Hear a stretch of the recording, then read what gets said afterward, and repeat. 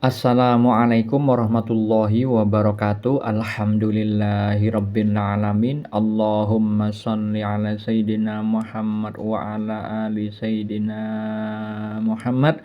Malam ini saya bagikan ilmu syariat tetapi mengandung makna tersirat, mengandung ilmu hakikat yang tinggi nilainya di sisi Allah bagi orang yang memahami dan mengamalkan di dalam kehidupannya.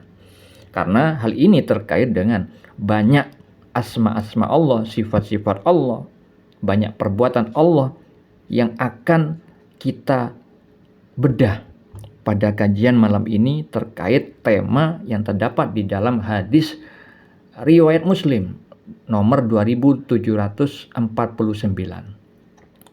Oleh karena itu, saya berikan judul fungsi dosa menurut kacamata ilmu ma'rifatullah di level hakikat. Jadi tema kali ini terkait dengan dosa. Dosa itu bisa menghantarkan manusia dekat kepada Allah. Bukan hanya jauh, peluang jauh kepada Allah memang iya.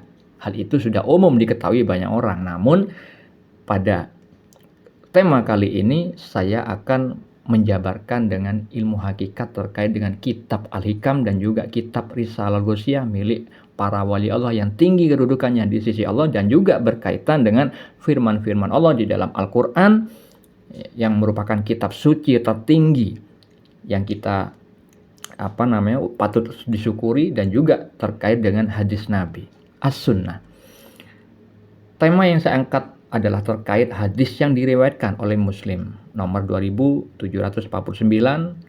Rasulullah SAW bersabda, demi zat yang jiwaku di tangannya, seandainya kamu sekalian tidak berbuat dosa sama sekali, niscaya Allah akan memusnahkan kalian. Setelah itu Allah akan mengganti kalian dengan umat yang pernah berdosa, kemudian mereka akan memohon ampunan kepada Allah dan Allah pun pasti akan mengampuni mereka. Hadis ini kalau dibaca orang awam dan buta mata hatinya, seolah-olah Rasulullah itu menganjurkan untuk berbuat dosa. Bukan demikian, tapi ada makna tersirat. Hal ini terkait dengan sunnatullah. Sudah menjadi ketetapan Allah, manusia itu ciptakan ada peluang berbuat dosa. Karena dari dosa itu akhirnya nanti berujung kepada beribadah kepada Allah, meminta ampun, dan akhirnya berkaitan dengan beberapa asma Allah berikut ini. Al-Muzillu, yang artinya yang maha menghinakan makhluknya. Kalau tidak ada orang berdosa, maka tidak ada yang terhina. Al-Ghaffar, yang artinya yang maha pengampun. Karena ada orang yang berdosa, akhirnya asma Allah yang maha pengampun akan bisa berfungsi sebagaimana mestinya. At-Tawwab, yang maha penerima taubat. Al-Fattah, yang maha pembuka rahmat. Al-Hakim, yang maha bijaksana. Setelah orang itu meminta ampun, diterima taubatnya dengan dibukanya rahmat pertolongan Allah, dengan menetapkan, menghakimi dengan asmanya Al-Hakim, yang maha bijaksana. Kemudian setelah diberikan ampunan oleh Allah Subhanahu wa taala, diberikan petunjuk dengan asmanya Al-Hadi, yang maha pemberi petunjuk, yang mana hal itu adalah wujud dari asma Allah Asy-Syakur, yang artinya yang maha pembalas budi, menghargai.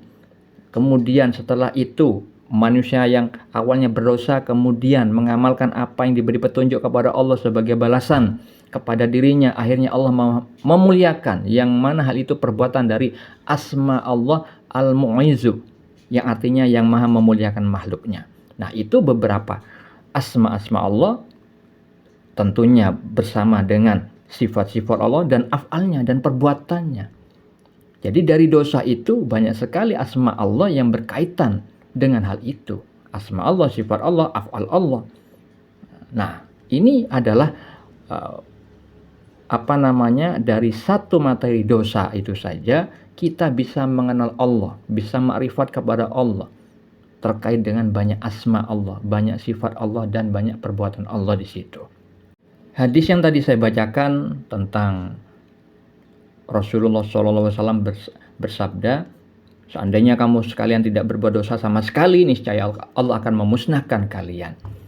Nah, ini terkait dengan firman Allah di dalam surat An-Najm ayat 32. Allah Ta'ala berfirman, yaitu orang-orang yang menjauhi dosa-dosa besar dan perbuatan keji yang selain dari kesalahan-kesalahan kecil. Jadi Allah itu menganjurkan untuk menjauhi dosa-dosa besar kecuali kesalahan-kesalahan kecil. Bukannya berarti Allah itu ridho orang itu melakukan kesalahan kecil, tidak. Tapi itu sudah mutlak menjadi ketetapan Allah, manusia itu akan punya peluang berbuat kesalahan-kesalahan kecil sebagai apa? Satu, untuk membedakan Rasul Allah itu dimaksum dari perbuatan dosa. Sedangkan manusia seperti kita itu minimal di dalam keseharian itu pasti berbuat kesalahan-kesalahan kecil. Berbeda dengan Rasulullah. Makanya di dalam surat itu Allah menganjurkan janganlah kamu mengatakan dirimu suci. Karena pasti berbuat dosa siang dan malam, sering. Nah ini juga terkait dengan firman Allah di dalam surah Asy-Syams ayat 8. Allah Ta'ala berfirman, maka dia mengilhamkan kepadanya jalan kejahatan dan ketakwaannya. Allah itu menciptakan manusia, diberikan bebas berkehendak, bisa berbuat dosa dan bisa berbuat takwa. Peluangnya ada dua. Hal itu terkait dengan ujian perintah dan larangan yang Allah firmankan di dalam surat Al-Baqarah ayat 124. Yang materinya terkait dengan firman Allah di dalam surat Al-Anbiya ayat 35. Allah Ta'ala berfirman, setiap yang bernyawa akan merasakan mati. Kami akan menguji kamu dengan keburukan dan kebaikan sebagai cobaan.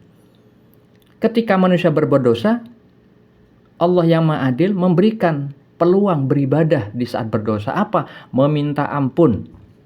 Meminta ampun sehingga Allah menerima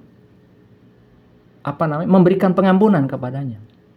Dan juga orang berdosa bisa jauh dari Allah kalau dia berputus asa atas rahmat Allah. Karena apa? Allah berfirman, putus asa itu sikapnya orang kafir. Orang yang tertutup hatinya, tidak mengenal Allah, menjauhi petunjuk-petunjuk Allah, menyombongkan dari petunjuk Allah. Begitu juga Allah menguji kebaikan seseorang, misalkan diberikan kemampuan taat secara lahiriah.